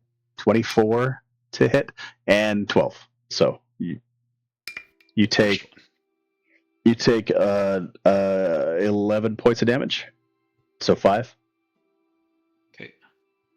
Give me 1 Constitution saving throw. My con saves are saving my butt, aren't they? 26. All right. Once again, like that one hit just like would have taken something out inside of your, like punctured a lung or something like that. It was just a brutally accurate attempt at what, in essence, a slashing damage would have caused a type of a critical hit. Your turn. Okay. Indicating that he wants you to reckless. this point, I basically just froth at the mouth, knowing that I'm missing so often, and even when I hit, I'm not doing as much as I'm used to. I'm used to seeing carnage and blood. So yeah, I go in there and I go reckless. So just straight attacks. Let's see. For that first one, a 10. Misses. Oh, nat 1 for the second. That one. You go in with those attacks, and once again he's just that's not necessarily, you can't really tell whether it's disappointment on his face, but he also knows that this is instruction. Once again, and he goes in for attacks on you. So 16 to hit and 15 to hit. Both miss. Both of them miss. So he does the same thing to you. Well, your turn. What would you like to do? Okay. I'm going to go in reckless again. This time, I'm going to roll first, and then I'll give it some flavor. 25 hits. Okay.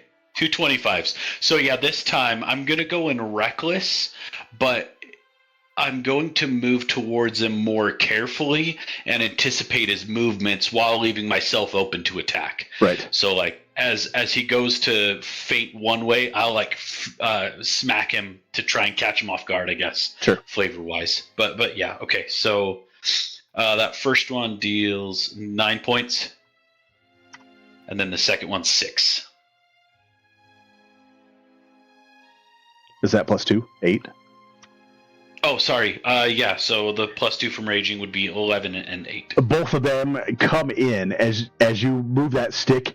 It hits into his abdomen, just solid as a rock. You go in for the other one, and all of a sudden you hear a as your staff breaks against his abs. What did I get myself into? He throws his stick to the side. Again tomorrow. Learn what you have learned from what we have gone through today. Understand what it was that I was attempting to do to you. Specific locations, making sure to hit those areas for extra damage. Yes. Being more he wouldn't use the word deliberate, but I am being more deliberate with your attacks. Makes sense. That's how I landed those last 2. So far, I mean, you've been in here for like an hour. We're doing this sparring with this guy, right? Yeah, Winter. In the meantime, what are you doing? What are you doing, Winter? I am selling things. All right. As you head back out into the market, you go up this way, and yes, you have to go about another 10 feet, unless you want to go some other direction. But Jimmy's with you, hopping around to the market, and he's actually a little bit excited. Like he enjoys going to the market. You like the market, huh? I mean, it has its appeals, you know. I could probably get something from the. Actually, you know what? Thon's Sweet Confections, like Joneson. I want some food from some spiced nuts. They have candied rose petals too that I've been thinking about buying. Plus, I've got a couple of gold in my pocket. Sounds yummy. All right, so you head towards the marketplace. Once again, this is between the Trader's Way and the Bazaar Street. There are several single, double, tri-story buildings that all surround the outside, right? The outside locations of this place. But inside of the market itself, there are all these little tents that are set up all over the place. You've got people with cheese wheels. You got people that are selling dumplings. There's some person doing some illustrations over on one place. There's one guy doing caricatures like you saw the other day. You actually see somebody that is overdoing like some really, really nice calligraphy, and like they can make your live, laugh, loathe or something like that is what's like somebody is writing on like this big huge billboard of a thing. Somebody's like wood carving, talking about how he's 400 years old and he hates Dorian. Somebody's doing some needle points and then you see the little tinkerers, the little gnome tinkerers over on the side. What would you like to do? I want to see if I can find somewhere, probably like an armory or something that'll buy these daggers and possibly the gem-adorned iPad. Sure. All right. As you start to walk around, go ahead and give me 3 persuasion rolls as you start to walk around places.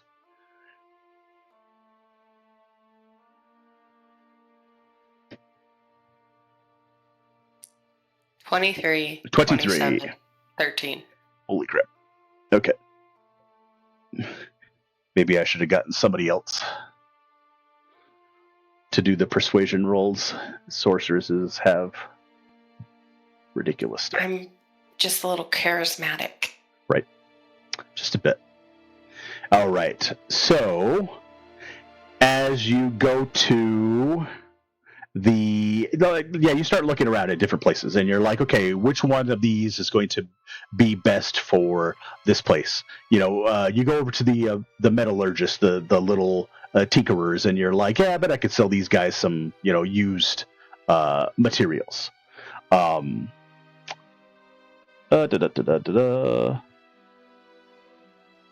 they will give you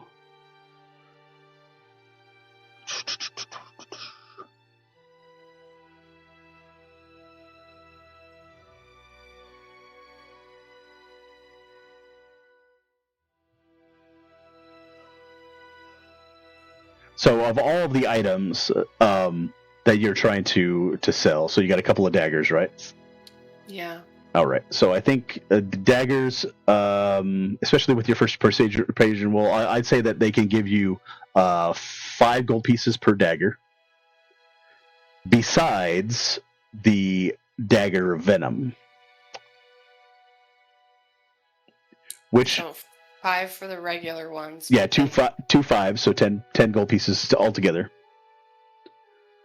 The dagger of venom, however, they're kind of like looking over it and they're like, we really don't want to get our hands dirty on this one. There's magical enchantments and there's other things that we'd have to do to get rid of these things, and we don't really want to. It's too ornate. It's too good of a material to just junk. Maybe you can go to an enchanter's a place. I know that there's an enchanter up the road. It's been a while since I've heard of him. No, trying to remember what his name was. What else are you trying to sell? The curious looking needle. A curious looking needle. Oh, right. He picks up the needle and he starts looking at it and he's like, You see him like do a little bit magic on top of it, and he's like, do you know what that is? At all? No, I have no idea. It was given to me by an orc. Orc, sorry. You did a good enough what do you call it, check? Persuasion roll. He hands it over to you and lets you hold it for just a few seconds. And all of a sudden, because he just divined what it was, you know that this is a spell rot needle. Oh. And you can do things with spell rot needles. He's like, that little thing right there, you can get tattoos that can make enhancements to your body. There are different things that you can do with a spell rot needle. You're a sweet girl. I understand that you don't have any idea what you just had in your hand. You may want to keep that. All right, I'll tuck it back in my bag. Okay. Try not to, let people know that you got that thing. You got anything else? I have a gem-adorned eye patch. Nope. You can go down. What's that guy's name? There is. So there's the Gilded Pebble Cart. You can go talk to that guy, or there's the Golden Thread. Nah, you don't want to go to the earring person. They don't know anything about gems. Try the Tarnished Glory or the Gilded Pebble Cart. They're just down the way. Okay. All right. As you head down in that direction, you see. You see a little halfling woman, and she is sitting there, and it looks like she's doing some like needlework or needle print or something like that. But all around her, and it's like going to like the farmer's market. She's got like all of these different gems and things like that. And you see quartz crystals that are hanging from necklaces. You see like all these different kind of like moon rings and stuff like that. And she looks up at you, and she's like, "Hey. Good afternoon. How can I help you?" I was told to come over and talk to you, see if you'll take any of this stuff off my hands. What do you got? What are you looking at? I'll hand her the iPad. All right. You hand her over the eye patch, and she starts looking at it. Let's see if I can find what this one was. 1 second. Mike, you gave me treasures. I've been holding on to this for a long time.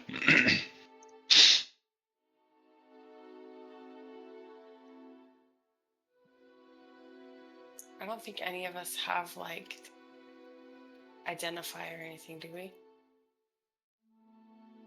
I don't think so. And the last time that you decided to sit down with something for an hour to try and divine what it was.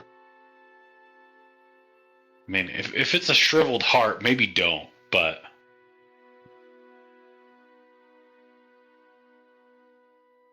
Ah. Go ahead and give me a persuasion check.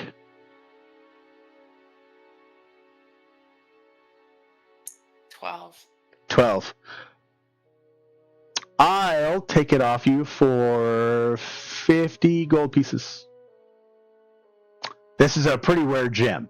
And you see that it's ordained with like a ruby and like a little sapphire that's on the front of it. And like if you've seen Goonies, it almost looks like a what's his name's eye patch, right?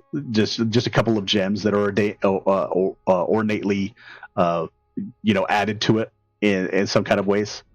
But yeah, I'll give you 50 gold pieces for it. Is there any significance of it? I mean, is there any significance to anything? It just looks like an eye patch. Go ahead and give me an insight check.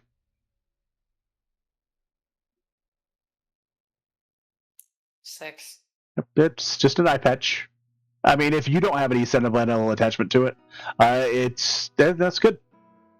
I'll just take it off your hands, and the gems are good, but I can use gems.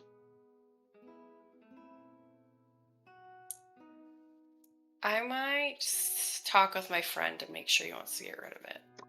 Well, because we could use gems too. I'll give you 75 gold pieces for it.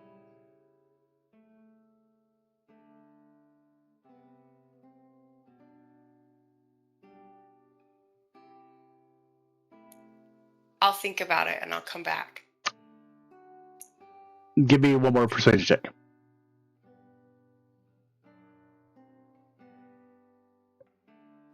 Dirty 20. Dirty 20? I'll give you 150 gold pieces for it. You keep up in your price. Well, I mean, they're really something about it. They're really nice rubies. Maybe they're just they're really, really nice rubies and sapphires. They're just they're a little bit more expensive than I believed you to understand what you had here. So I'm trying to get a good amount of money from it. You can insight check if you want.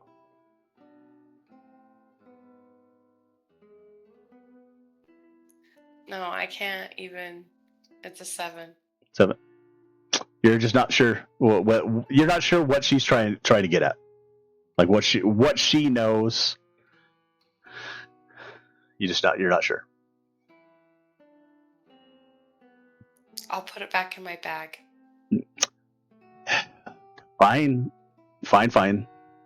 Then just go sell it to somebody else. Then you settlement of value. You were trying to sell it. So why would you want me to? I You know. wanted to see how much you would give me for it. Well, that's I told you. I would give you 150 gold pieces for it. If you. Yeah, it started out as 50. No, I'm just saying. You kept going up. The more I was hesitant. Yeah. What do you want to do with your supposed who knows what eye patch? I mean, you know somebody in the market that can divine things, so you just talk to him. Can I go back to that guy and see if he'll identify it for a fee? All right. So you're coming back, huh? Is there something that you're looking for? Yeah. Do you want to identify something for me? I'll pay you. Maybe. 25 gold pieces. Done. Okay. Takes the 25 gold piece, make sure you mark it off, and he goes through and does the whole little divination thing, and he's like, that's funny. I could see that being useful. That's a good one. And he wraps it up on his finger and then presses it together so it's like a nice and compact, and then he hands it over to you. You might want to check out what's in there. And after you grab it and you hold it for a few seconds, it has a pocket dimension. You can put stuff in it. And you're like, that's kind of fun. I've just been holding on to all this random magic shit. Way to go. The least magical among us holding all the magic items. That's great. All right, roll me a d20, winner.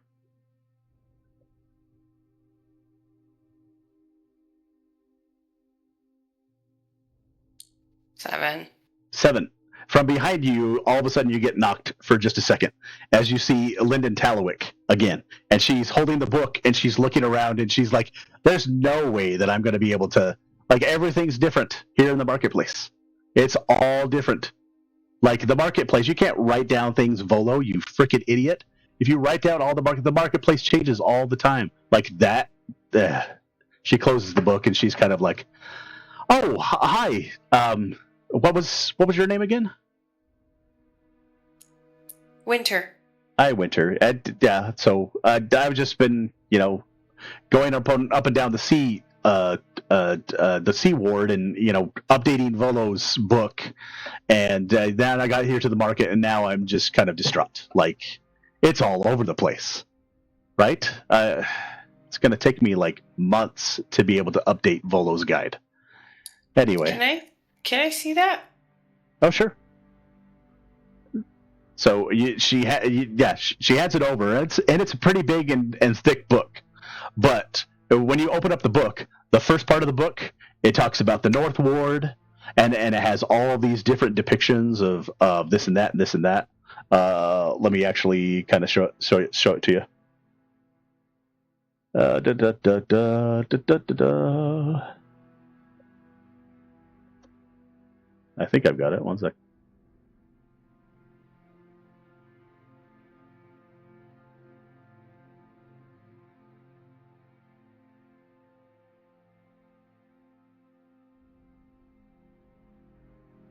Yeah, here it is. One sec.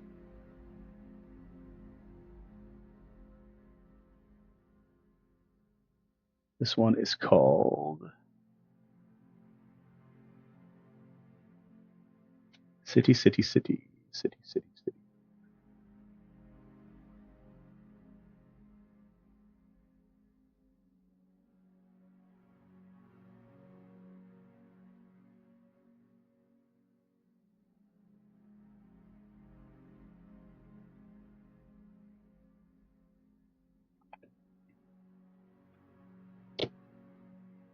This is kind of what it looks like, but at just this half. So you don't see everything. You just see stuff like this. So you see like all these different depictions and all these different things, and it explains like what every single thing is. But you'll notice like in the North Ward, there's all these structures, and what she's doing is she's going through and she's like, this isn't the guards barracks, this isn't the Brosfelder Villa, this is this blah blah blah blah blah blah. She's changing like this whole entire map, and you'll notice the Field Ward is not there. Like there's a whole entire area where the Field Ward is at. All of this is now filled in with stuff. So it's an old book, and she just happens to be updating it.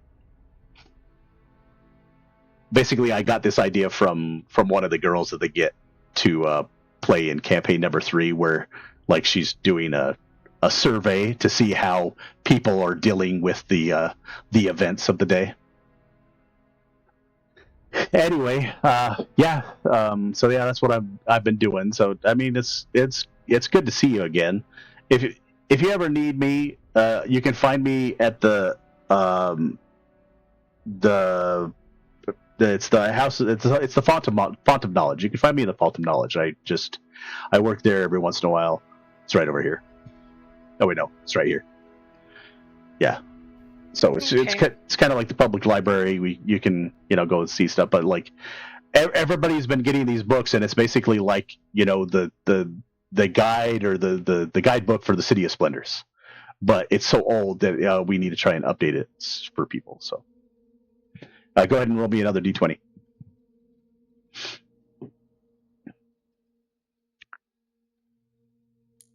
$19.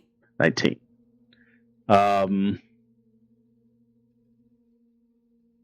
19. So as you're sitting there talking with Lyndon, once again, off to the north side, just down the Trader's Way, you see another short individual with silver hair walking down this road, the Shield Street.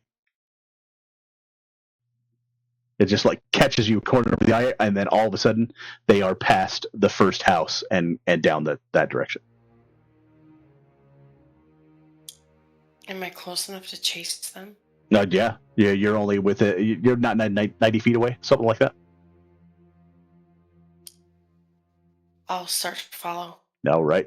Are you going to do that stealthily, or are you going to rush over? Kind of rush over. Okay. As you start to sprint over and rush over, give me a perception check as you start to look down the Shield Street. 7. You look. There's a bunch of people that are back and forth. Go ahead and give me a. So it was a perception check of 7, right? Yeah. All of a sudden, somebody bumps into you, just really quickly, and goes, "Oh, sorry. I'm sorry.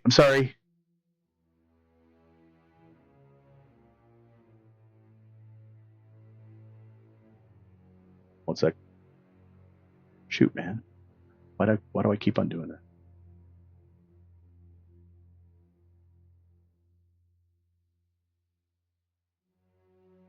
Yeah, they bump into you and just say, "Oh, I'm sorry," as you start to look down and you don't see anybody. You don't even see anybody turn left or turn right or go down any streets.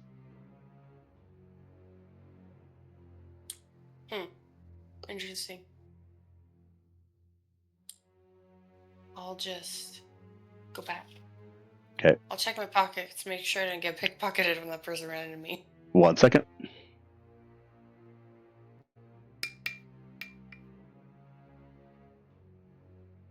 I know how they roll, right? Yep. All of a sudden, like in that moment, like you do reach right about the same time that the person just bumped into you. Yeah, they did a lousy job at trying to pickpocket you. So you caught them. You like slapped their hand away. As you look down to try to see that person, you all of a sudden realize, oh, I'm getting my pocket picked. So you like slap their hand away. What do you want to do?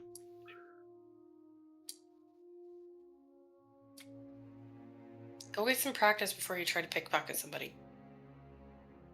You look down, you see it's just a little girl that runs off into the distance, headed down the trader's way. Nondescript kind of girl, especially with a 7 perception. So as you look back down the Shield Street, unfortunately you don't see anybody. But go ahead and roll me a d20.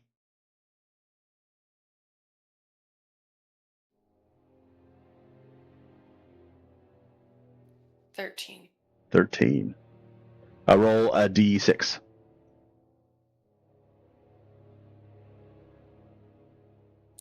6. Do I get to chase the cat now?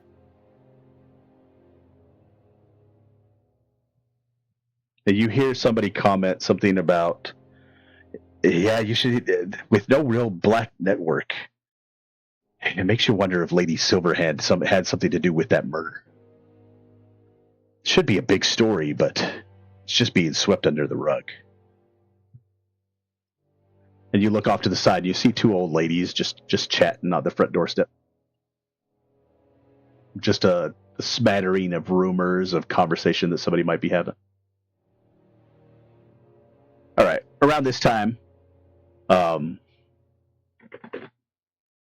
you get all finished up at the market. The objective of taking the dagger somewhere to get sold. Unfortunately, Jimmy doesn't really know if there's anywhere to go to pick up, to have an object like that sold.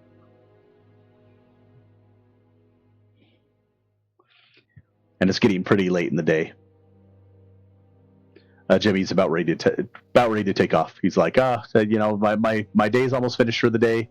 If you want me to walk you back home, I can. If you want me to take you back to the monastery, I can. Let's go back to the monastery so Borak doesn't get lost. Yeah, about halfway there, you do run into Borak. That by this time, yeah, he's kind of beaten and bruised just a little bit after his little altercation that he just had. He is a little bit disoriented, but you did find him. Hey. How'd it go? You have some treasures in your pockets, Borak. Oh. How'd they get there? Well, that needle that you gave me, you can tattoo enchants on your body. And the eye patch is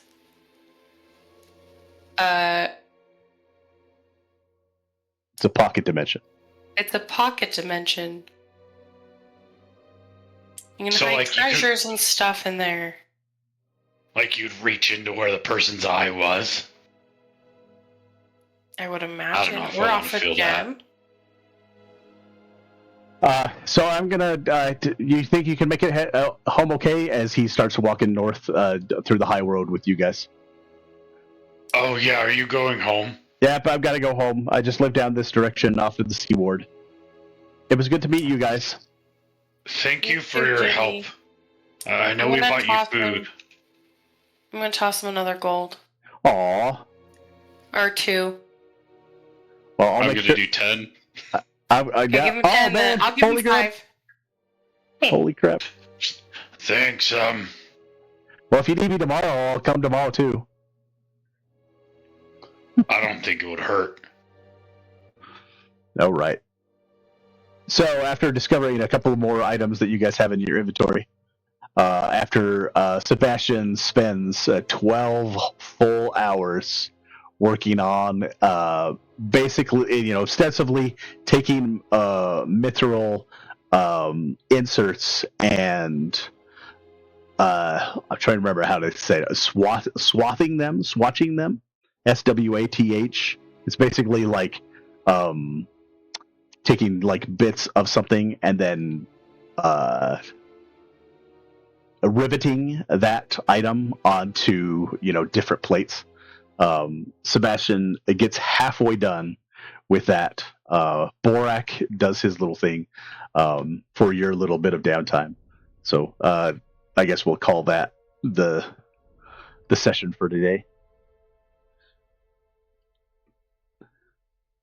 so glad that Winter was the one doing all those things. Because I would have just let that shiz go. You sure would have.